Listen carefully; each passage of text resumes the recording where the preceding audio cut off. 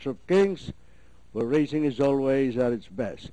And they're up and running. Early lead is taken by Jumping Jonah. And moving up on the inside is Prospering, Bondi Babe, Sartuma on the outside. She's Inspired and Baby Jade.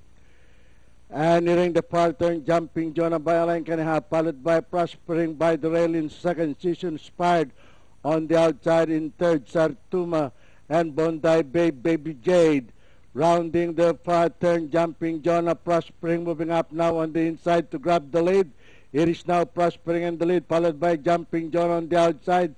And running in third is She's Inspired on the farther outside, Sartuma. And Bondi Babe is moving up on the inside. And into the home stretch, the outstanding favorite, Prospering, leading the field by 3.5 lengths. She's Inspired on the outside in second. Sartuma on the farther outside, and by the rail, Bondi Babe, Jumping Jonah and Baby Jade. And into the home stretch and nearing the payoff line, it is still entry number 2, Prospering. And finally, it's number 2, the outstanding favorite, Prospering, Sartuma, She's Inspired, Baby Jade, Jumping Jonah, and Bondi Babe.